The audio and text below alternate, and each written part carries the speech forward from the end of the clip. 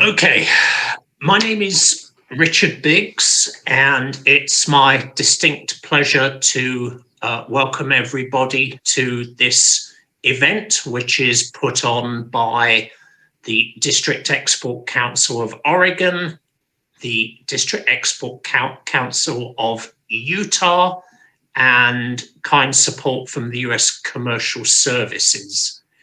I wanted to say good morning, good afternoon, or evening, depending on where you are. I did look at the attendee list and I see that we have people from all different parts of Oregon, Utah, Arkansas, India, Egypt, Vietnam, and Singapore.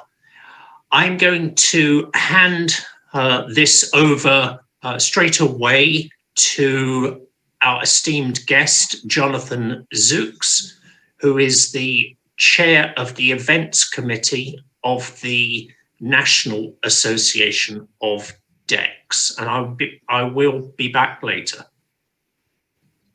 Thank you, Richard, and welcome to everybody. Again, my name's Jonathan, and I am the new chair of the National Association of District Export Council, or NADEC as we like to call it. I am an exporter located in Western North Carolina, manufacturer. And I just want to give a quick second to tell you what the NADEC is. The NADEC is made up of 16 elected members of the 61 DECs from 8 regions across the U.S., whose primary goal is to be a conduit between the local DECs and Washington, D.C. And that could be with the U.S. Department of Commerce, could be with Ex-Im Bank, with SBA, or any other governmental organization. But the NADEC does so much more than just act as that conduit. We have several committees which include trade policy, education and outreach, communication, and as we're dealing with today, events committee. And if you wish to participate in a NADEC committee, feel free to contact our administrator. You can go to our website, usaexporter.org, contact our administrator, because you don't need to be an elected NADEC board member to be a participant in one of our committees. All you have to be is a DEC member. But why are we here? Our 3 pillars that the NADEC stands on is to inform, educate, and advocate for DECs and SMEs, and inform and educate are what we're here for today. So now it's a pleasure for me to turn it over to Kelly Holloway with U.S. Department of Commerce in Oregon, and I'll be hanging around for any Q&As later on in the session. Thank you. Thank you, Jonathan. Appreciate NADEC's support.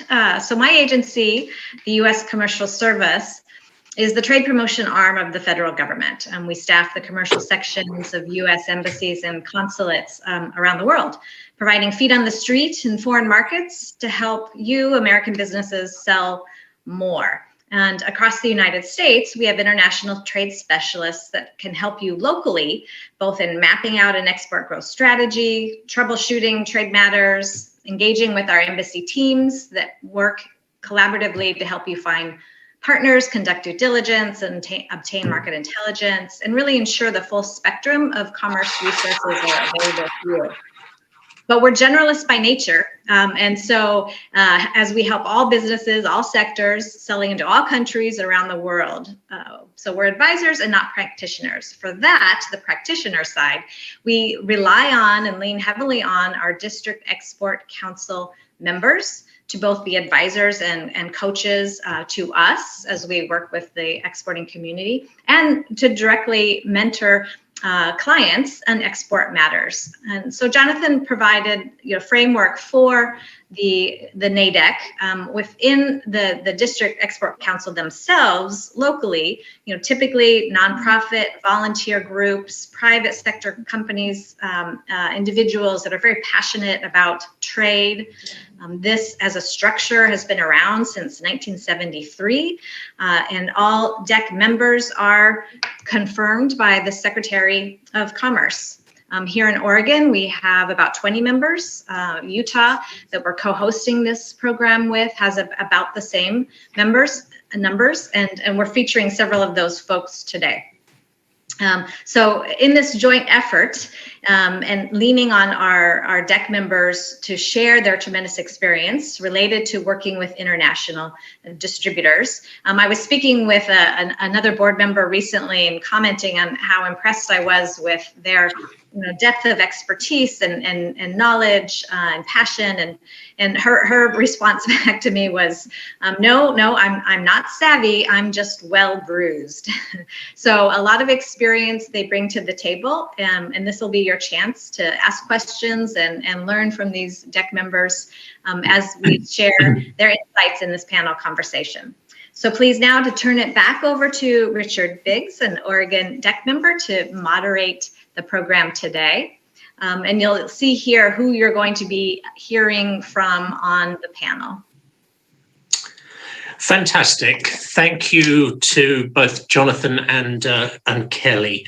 Just a couple of quick housekeeping items. Anybody that has any questions will certainly be looking in the chat area for those, and any suitable ones, if you want to address them to the panel in general or a specific person in that panel, do go ahead and pop any last minute questions in there. We are hoping that this is going to be a good conversation today on international distributors. Anybody that's not interested in managing, motivating, and inspiring their distributors or growing international should probably hang up at this point. So in terms of more information, Kelly mentioned that we are a volunteer group. We are looking after Oregon and Southwest Washington. More information on the volunteer work that we do to help inspire and educate and help Oregon exporters can be found at exportoregon.org. In terms of the work that's done in Utah, you can visit usaexporter.org/Utah, and I'll put those two addresses in the chat as well. The event is being recorded, and you will receive a copy of the edited down version in the coming days.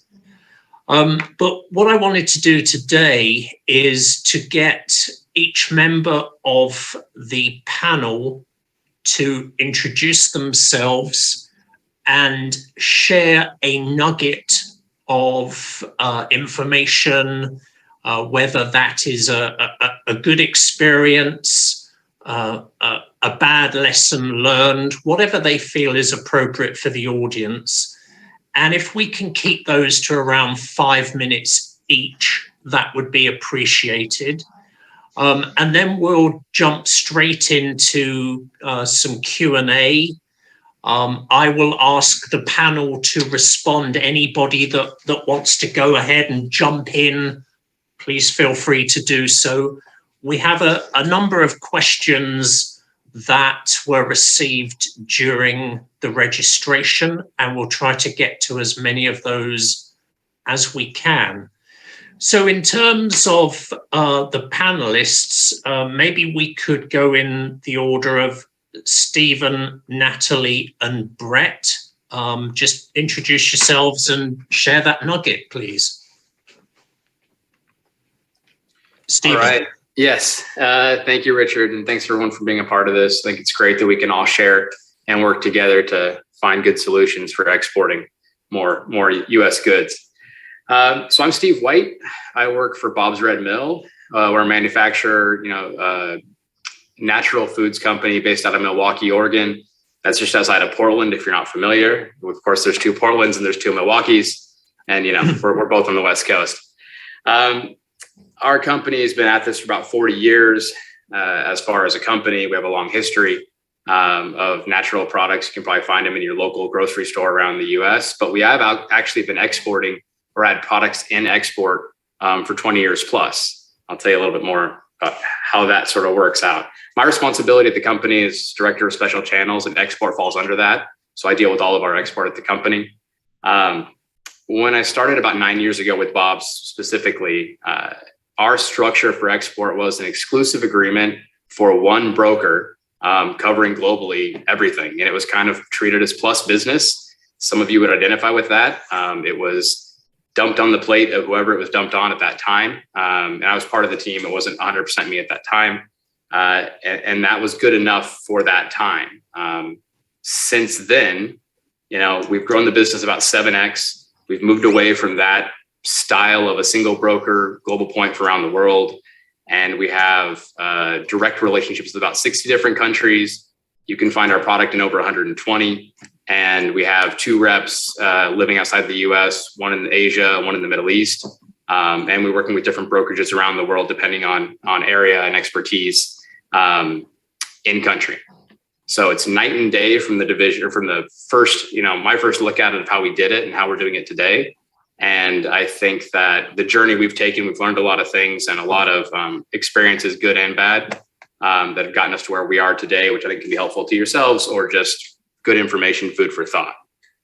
So there's a quote from our founder, Bob Moore. If those of you that don't know, there is a Bob. He's 93. I guarantee you he's at the office today. He'll be 94 in February. Amazing story, amazing person. But he has this quote that says, sometimes progress is just being there. And for export, I believe that's 100% true. Whether it's you, your representative, your broker, your own, employees, being in the markets, understanding, having on the ground experiences cannot really be replaced. And we've learned that through our initial setup, where we didn't know what was going where. We thought certain retailers were distributors and some distributors were doing only retail, and things were crossing borders in ways that we just had no idea, because we were not, again, almost a decade ago, not really following up with this and didn't really have a good handle on it. The company did pivot, and this is actually through Bob's vision and through Bob being involved, to focus more on export and be involved, see what's going on. We have some special packaging, things along those lines. And that really got us, I believe, to being successful today. We're outpacing every other department in growth of the company. Very, very well run part of the company. So it's been good for Bob's and good for us and good for people around the world. There were a lot of questions about exclusivity versus non-exclusivity. What should we be doing? How should we be doing it? Of course, everyone's business is unique, and what your needs are and your product and how you go to market is going to be a unique situation.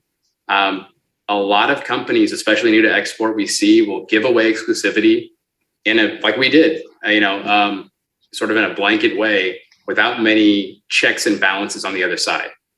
So if you're giving away this very valuable thing that's an exclusive agreement or exclusivity to your product or your brand or whatever it may be out in the world, and you're not getting anything specific back for it, that can be a dangerous place to put your brand, and a tricky thing to get out of if you've given it for years or some type of long-term period without anything that is, solidifying what you're going to get in that relationship. Another thing, very few companies, several companies can do many things well, but not all things, right? So several companies will tell you that they can do everything for you, whether it's a distributor, whether it's a broker, whether it's a rep. It's very difficult to get that to be true all over the world. Regional differences, language differences, just differences as far as experience. I really encourage everyone that if you are giving any kind of exclusivity, you really check with the company that you're giving it to make sure they have an expertise that warrants that. At this point on our structure, my representatives live in different parts of the world because they're from there. I'm not hiring at this point really US-based agents to then fly out to the countries. I'm working with people living in those countries. And then for our distributors, they're from the specific country we're working with. It's hard to get somebody who has no language experience and no China experience to do the China market for you. Very tricky market. And if you're just sort of, working on the US side and there's no connection to what's going on in the ground, it can be tricky. It doesn't mean that you can't get several layers between yourself to get there, but it's just, that's what we've seen be very successful for us, is being on the ground, working with the customers, putting ourselves in a place where we can actually see what's going on. Prior to COVID, I was traveling about 110 days a year, all export or all international. Some of that I was staying 2 to 3 months at a time in a certain place, but really seeing what was going on the ground, and that's been invaluable. So I would encourage everyone, if you are looking for exclusivity agreements, that's great. It can be good, but also really understand what you're giving away, where it's going, and what you want to get back for that. That's kind of the main point that I wanted to make there. I'd happy to answer any questions, but I don't know if that's not enough time, too much time, but where are we at with that, Richard? Good. All right, Stephen, thank you very much. Natalie, could you be as kind as to share a nugget with us and do a little minute introduction as well? Yeah, happy to. Good afternoon, everyone. I'm Natalie Kaddas, and I'm the CEO of Kaddas Enterprises. We are a plastic thermoform manufacturer based in Salt Lake City, and we make products primarily for the power utility industry. Our products cover and protect the electric power grid to prevent animals from causing power outages. So it's pretty niche. But what a lot of people don't realize are that 20% of all power outages in the United States alone are caused by animal interaction. And we know as businesses and as a community that our lives are run by the ability to have accessible power. So as we started our kind of exporting journey, we're a family business, and I took over the company in 2008, which was tough economic times. And what I really started with was understanding where our products could be effective and where I could reach out to in the market space. So as we protect the power infrastructure against animal-caused power outages, I looked at migration patterns for birds of prey. Where were they flying? Where were they going? And what I realized is that there were a lot going into Mexico and to South America. Well, if birds don't have to follow borders, I figured neither did I. So that was my entry point. I've obviously gotten much more information and more sophisticated as the years have gone by. I've partnered with the U.S. Commercial Services to help us vet and find potential manufacturer representatives and or distributors in different areas. We're now into 15 countries, and I'm happy to talk about what that process looks like. But that's just a little bit of information about who we are. Thank you. Thank you very much, Natalie. Next up, Brett Hanley, please. Hi, guys. My name is Brett Hanley. I'm based out of Camas, Washington. I am principal of Hyperion Global Consulting, helping companies take their products to the wholesale market globally, predominantly working in Latin America, Europe, and Middle East. I have a 24-year history in wholesale distribution internationally, primarily with a product called Solar Tube, a daylighting product in the sustainability space.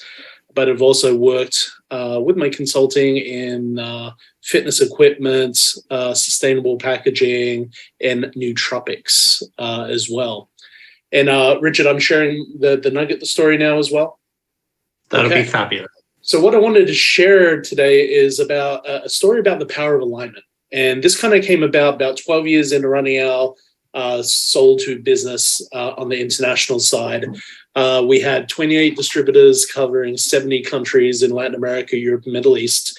And at that time, similar to what Stephen had said, we had many distributors that were performing at different levels.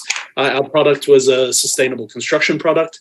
So we dealt with both commercial and residential sales, anything from Mrs. Jones that wanted to daylight a hallway to a 1 million square foot distribution center for Coca-Cola.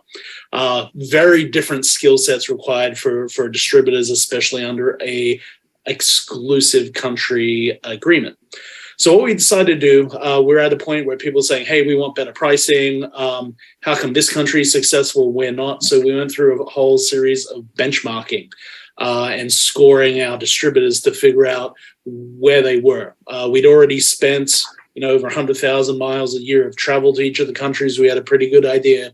And what we really came up with was a matrix or a scoring system with our distributors of evaluating what their strengths were, and at the same time dividing that one country distributor model to 4 different models, from exclusive, non-exclusive, commercial, residential, to covering everything at once. What we also did was tier that with some tiered pricing. So obviously the further across to the right on the matrix, the better pricing that our distributors got. based on what they were covering, but also a number of key points, up to 24 points of what we believe made a successful distributor in their activities, from marketing, from contribution to distributors, to being part of committees with us on innovation and R&D. We had a construction product, so a lot of physical work, a lot of coding and approvals that we had to deal with, where we actually integrated and baked into this matrix talent share and tribal share of each person's experience and their skill levels into the program. The other thing that we did in here was made education through an LMS system part of that program too, and made education for our distributors a requirement of their agreement. So not your typical distributor agreement. Through that, though, what we're able to do is to solve the problem and change the discussion that many of you probably have when say, hey, can I have better pricing? Absolutely. I want to get you on better pricing, and this is the path to do it. This is the path to better pricing. This is the path to building your distribution to exclusive or non-exclusive. And what it was, doing this 12 years into a relationship with some customers, I'm sure you'll understand there was some friction there. But at the end of the day, what it did was build a true expectation and understanding from our distributors of what it took to be a top tier sold to distributor, or any distributor, as a matter of fact. It gave them a path to better pricing. So instead of me saying yay, nay, I said, well, these are the requirements, and this is what you need to do to get there. And what it did was it actually gave relief to a lot of distributors of, oh, heck, I'm the country distributor. My experience is in commercial. You've been trying to make me do residential. Thank you, and I appreciate it. And by the way, I don't mind incrementally increasing or having pricing increase because my expectations are lower, my requirements are lower. I'm in a natural spot that I feel comfortable. And what that did was really create massive alignment within our network. And at 12 years in our business, we started growing double digits again. And it really reboot our whole distribution network. And at the same time became an asset where this program became a true North Star for my distributors, to be able to follow.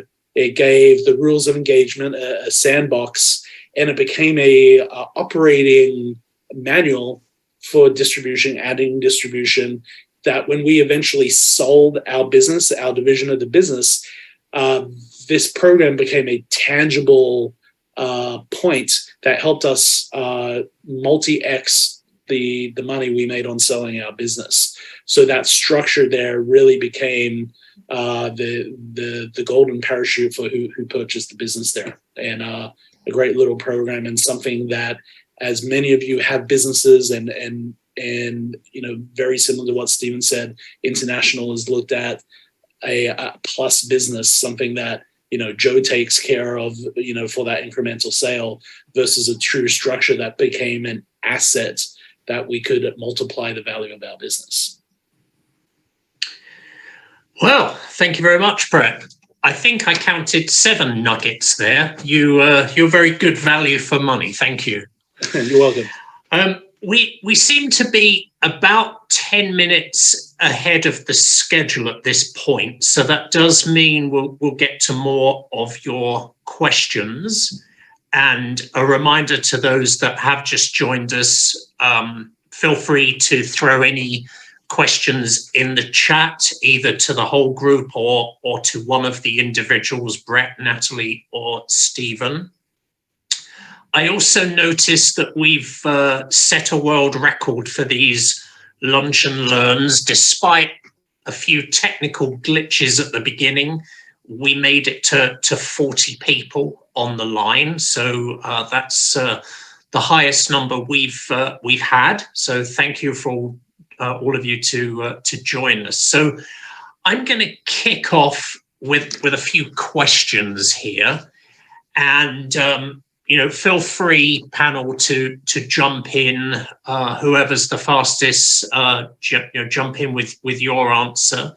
If you have nothing to say on the topic or it's already been covered by somebody else, don't feel under pressure to respond. But first of all, what factors influenced you to select a particular distributor? What were you looking at? I know, Brett, you've mentioned a few of those, but were there any others that Stephen and Natalie wanted to mention? I'm happy to jump in and add. So from our business perspective, in the power utility space, we work with a lot of manufacturer representatives as well as distributors. And because we're such a niche product, there's a lot of education that goes along with that. So we really took into consideration relationships and their knowledge in the industry, as well as their understanding of the value of protecting the grid from these types of power outages and what that means to a community, what that means to a business, as well as what that means from an asset protection for the power utility space. So we were looking for something very specific, and we now have distributors in 15 countries. So for us, that was really important. Okay. Brad, if you'd like to go, or you like? Yeah, I think this is Steve and I have a lot of similar experiences by the sounds of it. I think for us, what we look for a distributor is, especially whether it be the fitness space or construction, is who's going to add value to our product. And we often ask our distributors, well, what do you offer your distributors? What do you offer your customers? And like, oh, we offer the best daylighting products on the planet. Well, no, we offer that. What do you offer? Oh, we offer the highest reflective tubing. No, actually, we offer that. What do you offer? So that became the big dynamic change for us is, we have a great product. We could probably go to market around the world, but we cover about 80% of the experience. Is that final 10, 20 extra percent at the end that was really important. And the value add above and beyond great product, great pricing is, the service, the expertise, and the local knowledge, especially when it comes to big commercial projects that required, some wheeling and dealing there as well. We weren't really a true commoditized product. We had a lot of variables that went into it. Okay. I think along the lines of what both Natalie and Brett are saying as well is once you've vetted down that potential partner, you've done all your due diligence on that side, they really need to see your product how the way you see it. And I don't mean you need to see things exactly the same way in terms of regional and language and all that. But what I mean is just a very quick example. I was with a distributor in Malaysia at the time. We were going through a store. I was saying, hey, have you brought in this particular product of mine? They said, no, that'll never work. That's not going to work here in this country. Of course we know, and you don't, which may be true, but we turned the corner and that product was sitting on the shelf in the store who had been parallel imported and brought in because the store thought it needed it and it was selling just fine. And so it's one of those things that it's like, well, they didn't believe it. They didn't believe necessarily even in the product in the same way that we needed them to. And you have to be aligned with your distributor. I mean, they can't just say, well, in our case, a note's a note and it's in a bag and that's what it is. How can I ask any more money for it? If that's an attitude of the distributor and they're not really seeing the value in your brand, if they don't start with the value of proposition that you see, you're going to have a very difficult time for them then that second stage selling to the store, selling to the consumer, selling to whomever. And, in that case, we changed distributors because they weren't aligned enough, in my opinion, to get it done and really believe in the values behind our brand. And, it may be better for you to have a smaller player that really believes in you and is willing to invest, as opposed to the largest player who thinks of you as, okay, this is, niche brand coming out of the US and yeah, we'll take them on and we'll have them as part of our portfolio. And that's for you to decide what you need out of each country. What you need out of the UAE may be different than what you need out of the Maldives. Just really depends on what part of your strategy it is, where your product fits into alignment. But I'd say really, along the lines of what Brett and Natalie are saying, but really making sure that distributor, partner, whatever, is under the same understanding of your brand and what the message is that you have as a company and your values. Okay. Thank you. I've come across a lot of companies that have managed to find bad distributors. It's quite easy to find a bad distributor. What tips and tricks do each of you have to locate a great distributor? I think, sorry to go again, but I'll just kick it off. I do think references, understanding who else they're representing, if it's in a similar space, how you're working with them, talking to people, talking to the team, being on the ground is obviously huge, and seeing how they operate. But get references from them, references from, if you are going through XM Bank or using something else, you'll get references on that side to see if they're credit worthy. But if they can't provide you with references and they can't have anyone else to kind of stake as to why they're a good company to work with, that should be a little bit of a red flag. But, finding the good ones is always difficult. It is. And depending on where your brand's at and how popular it is for these guys, they may be coming to you, you may be coming to them. But I'd say that you have to, just like anybody else, like checking up on a potential partner of any kind, employee or something else, you want to see what they've done, how they've executed at shelf, if it's for us for retail, or how they've executed in the market, getting examples, but then be on the ground, see how they operate, visit them, be involved. If you're going to put any investment into this, you don't just want to sort of phone it in from Zoom, as much as we're all doing Zoom here and it's excellent. Whether it's you or somebody needs to see what's going on there. Somebody has to have a physical understanding of, yes, there's the warehouse, I see it working well. Yes, the guys in the store are working well. It's not an operation that's just fly by night. So I'd say it's checking references and really checking in on the company and putting the effort in. Okay. Yeah, I'm happy to jump in. Natalie, is it all about jumping on a plane, going to a trade show for a day and hoping someone interesting will wander down the aisle and be your new distributor? No, that's not how it worked for us. So we have a new distributor and rep that we're working with in Israel. And the way we went about that one specifically, it's been very successful. It's still pretty new. But the way we went about that was we partnered with the U.S. Commercial Services. They did a full investigation on this person. Again, checking references. I like that comment, Stephen. As well as we went to like the AmChams through the American Chambers of Commerce and said, okay, give us some details, because they're on the ground and they know more, at least at that level, than I did. So we did that first. We got really positive results. It's been very helpful. We signed them. Since then, I have been to Israel and I've met with them personally, and I'm really pleased with how it's working out. But I don't know that I would have had that level of comfort had we not taken that due diligence to begin with. Okay. Did you have to join AmCham to gain access to their recommendations and referrals? I know I'm not with AmCham, but we are a member of the U.S. Chamber of Commerce, and so they put us in touch with those different chambers. Okay. Fantastic. Great Thank you. So, for us, we've done everything from the trade shows, Gold Key service through commercial services, and actually part of the catalyst was being through that Gold Key service, and what really turbocharged how we were finding people was building avatars for our different types of distributors, whether it be commercial, residential, and actually formalizing a recruitment program. And by doing that, we were very clear from the beginning of, this is the type of person that we're looking at. This is who we've been successful with in the past.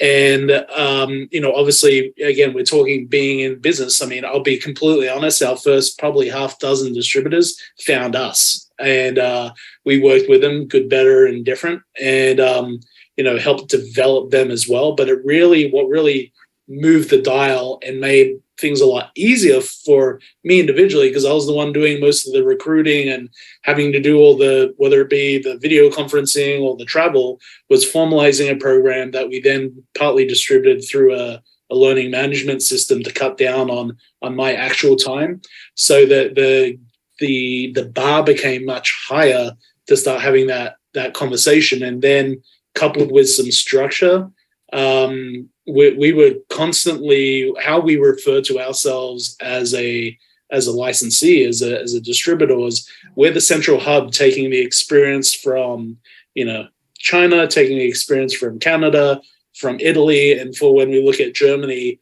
it's going to be XYZ plus this little bit of extra difference.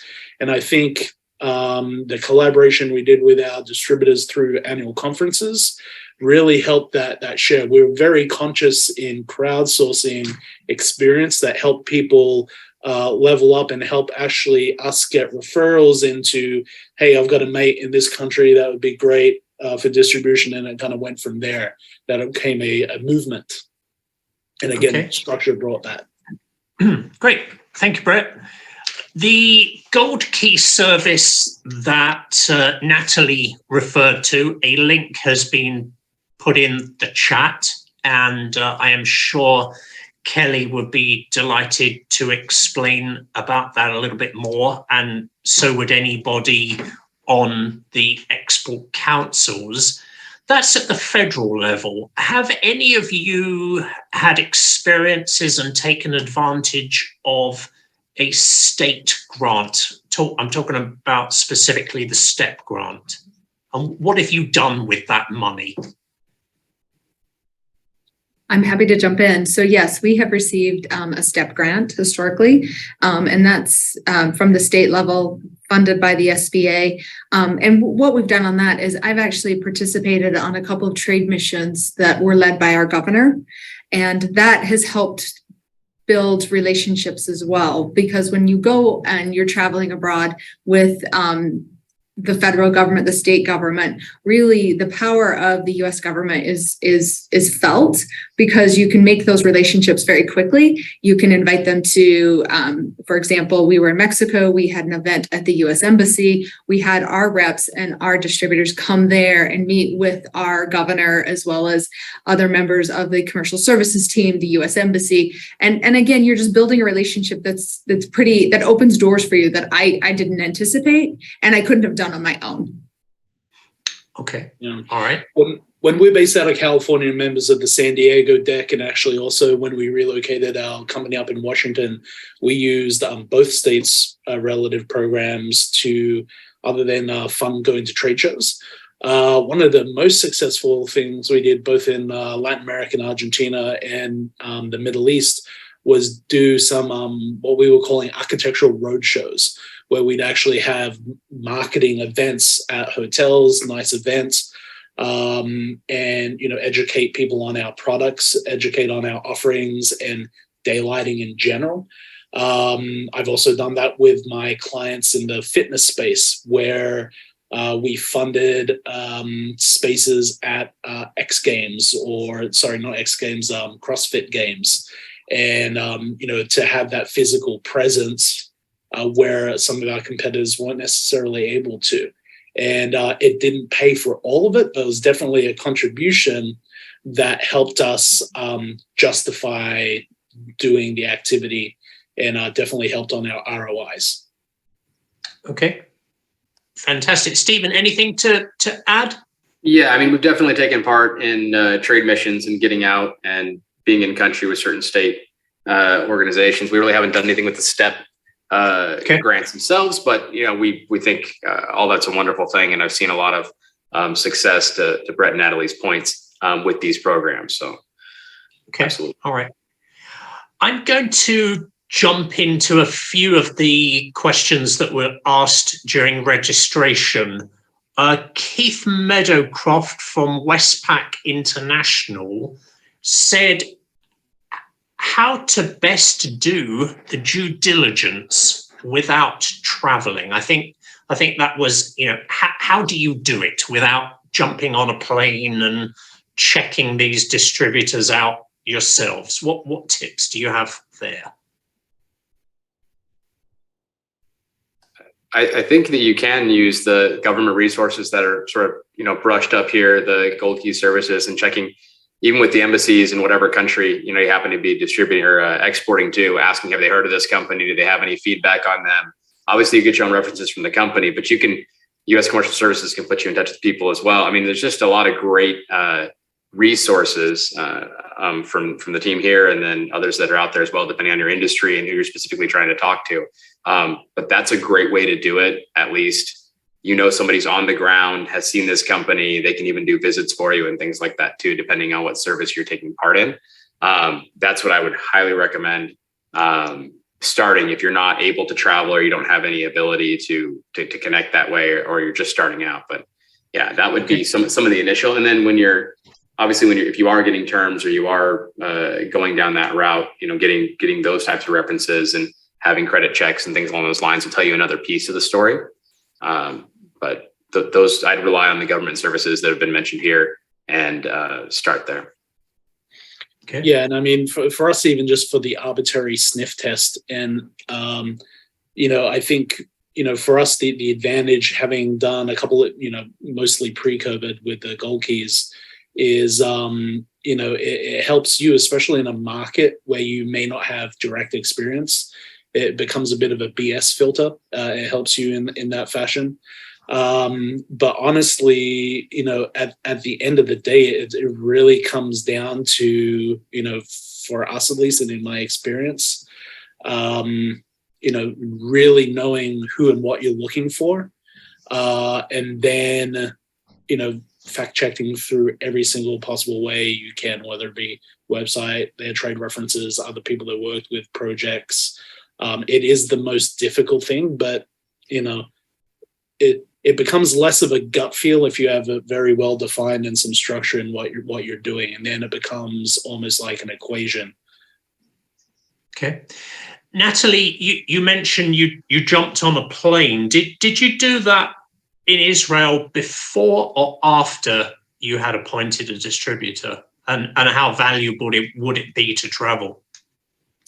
I did that after we had appointed the distributor, and really the way we went about kind of vetting them out was the things that we've just talked about. In addition, so we're in a tight industry. So for those people who are really knowledgeable in our industry, they usually know we have similar relationships and connections. So that was another way that we used. But yeah, we signed with them first before I went out there, and just recently came back from a governor-led trade mission where we were able to have the governor meet with our team and see our products in the field, which was really valuable for our governor to understand who we are, because again, our market space is very niche. And to get their confidence, that's a relationship that you have to build both ways. So it worked out really well for us, and we're developing new product for them at this point. Okay, all right. Jonathan, how would you like to join the conversation? I see that you're up on the top of my screen.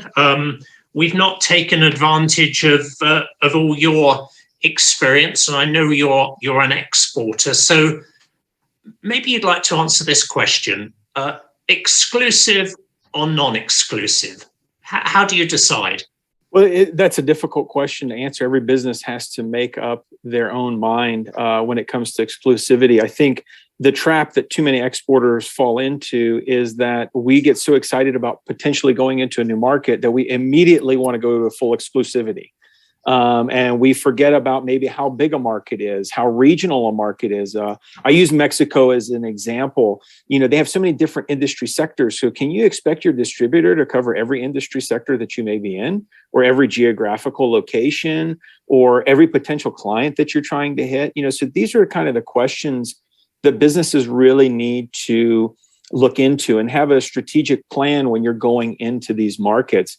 And, that's why we've always been, very established in our methods of saying, we want to go in with a non-exclusive agreement with our distributors that to Brett's point, they can reach levels to get exclusivity, maybe in territory or in dollar amounts or something, if they hit certain goals, because you want to keep them motivated. You don't want them to just take your product and say, hey, I cover this line and I have it and you guys can't do anything with it.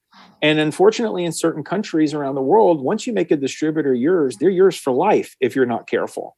So, they may be exclusive without you even knowing it. So, you have to do your due diligence before you go into this. And I would say the more flexibility you can build into your distributor plan, the better. And I'll leave you this example. Last year in Mexico, we did more in revenue than the previous 15 years combined, to the point where we had to open our own sales office in Mexico. How are your distributors going to take that? Are they going to take that as a threat? Are they going to take that as a benefit? How do you frame that? So, in your distributor agreements, you always want to have flexibility to say, hey, if you're not servicing the customers, we have the right to go direct or to assign a new distributor or whatever, but we also have the right to have our own sales staff in country. And this is how it benefits you. But a lot of that's going to come with your relationship with the distributor. So when it comes to exclusivity, full exclusivity or non-exclusive, sometimes the country dictates it because they say, hey, it's your distributor and they cover it and they're yours for life. Or in other cases, you have the freedom to kind of make it your own. So I always try to be on the safe side and say, make it as flexible as possible. Put goals in there. Put, expiration dates if possible to renew contracts with your distributors.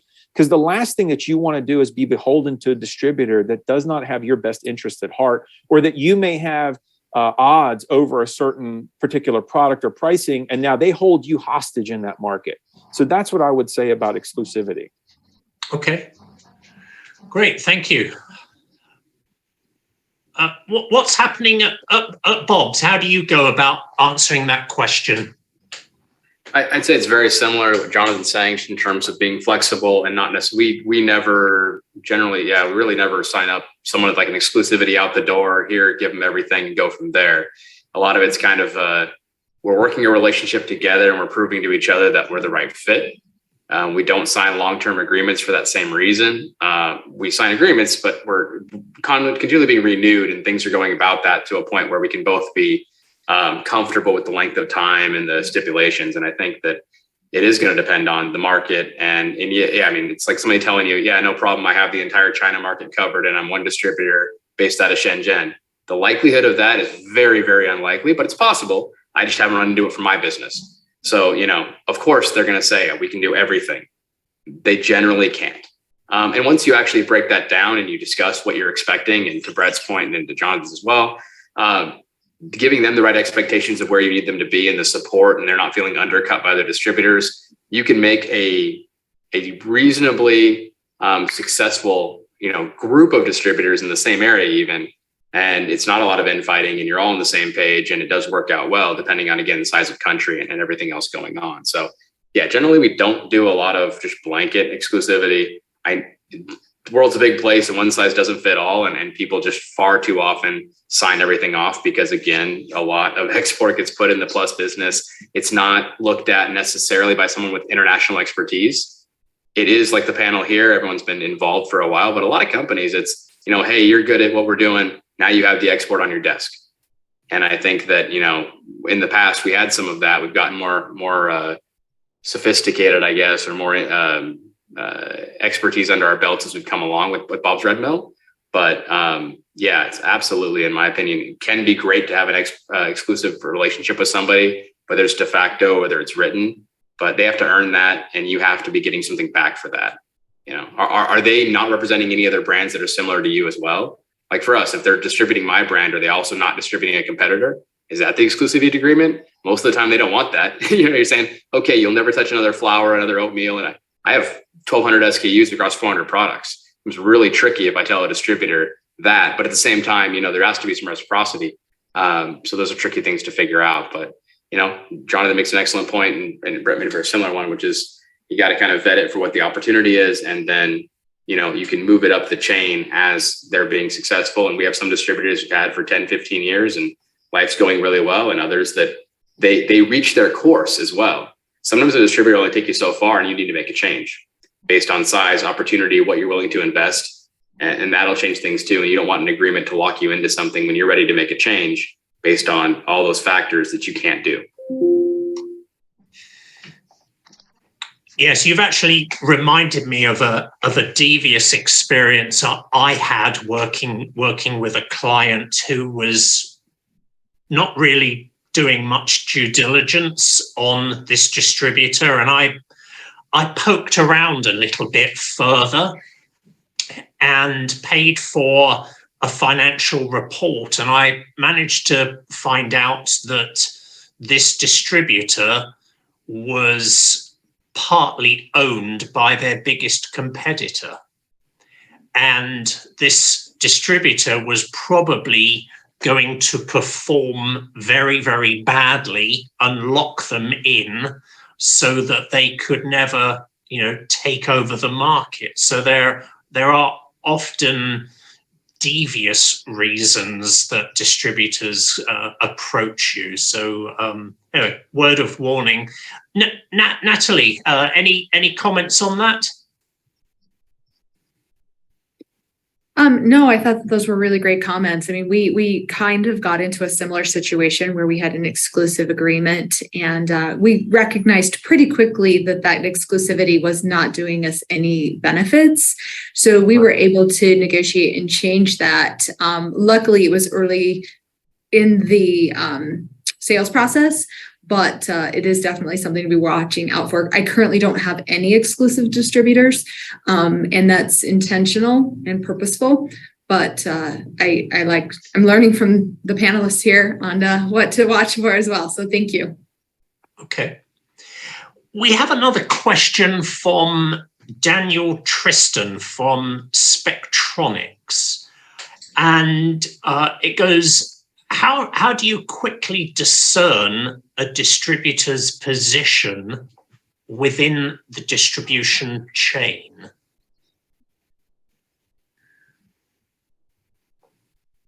Anybody got anything to say on that? I'm happy to jump in. We'll go for it, Natalie. Yeah. Okay. So one of the things that we look for, again, because we're very niche, is those relationships. So, and what are the levels of relationships within the power utility space on the ground, right? And so that's one of the things that we look for. It's an indicator for us that they are well received, that they have those relationships, that they are able to talk with the engineering staffs, with the C-suite, and that's an important factor for us. So that's one of the things that I look for. But I'm curious to hear on a more commodity-based what you would use, Brett. I mean, I think for us, it's really, I mean, by that point, we've already gone through all of our checks and balances. We've matched it to an avatar. We've matched it to a benchmark. What we supplementally did was have, quarterly, we basically reviewed our contracts quarterly. Our contracts typically were a 3-year contract. What most people do, 3-year contract, you start having the conversation a month before it renews or 90 days before it renews.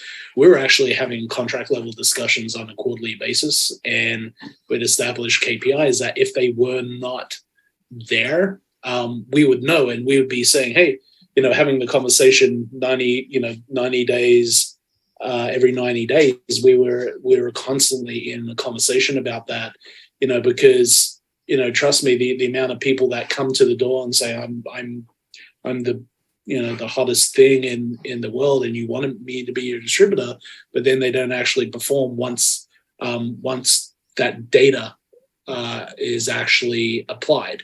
So instead of the gut feel or that other stuff, we're actually analyzing data and saying, hey, this is where we are. This is where we need to be. We're not here. And I think that really helped us out, a lot. But visiting the people was always the big sniff test for us as well. And, that's where, we're talking about the non-travel solutions, being active with your distribution, I think is the most important way of doing that versus just sitting there and waiting for the PO to come in. Okay. Well, I'm conscious of the time and wanting to get everybody off to the rest of their day. Wondered if each of the four of you could just take a 30-second snippet and give us your parting nugget of wisdom. Jonathan. So yeah, my parting nugget of wisdom is for those of you that are looking for distributors and you want the best one-stop shop.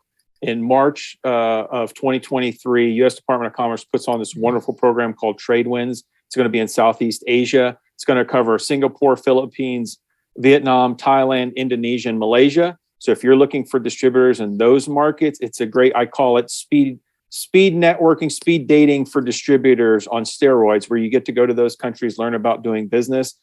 I highly suggest it. I found tons of great distributors doing that. So please, look into something like that, because it gives you almost distributor overload because you're meeting all those people. But it's a great opportunity. You'll be meeting with U.S. Commercial Service officers in those countries at the same time, learning from people. So please take advantage of programs like that. You can use STEP grant money for that as well. So please feel free to look into that. And that's my 30-second nugget. Thank you. Thank you. So, for us, we were a small Australian company that moved to America for a bigger market. US market's big. A lot of people have the blinders on. I'm good in the US. And, but 90% of the consumers are outside the US. The innovation that you have from being international, the amount of innovation we brought back from, say, Europe into our sustainability programs was massive. That, international is this massive untapped area where, I even had a situation with one of my clients where, successful business, they're looking at selling their business $50 to $100 million. Over the years, their international concentration had increased to something like 30% of their overall business.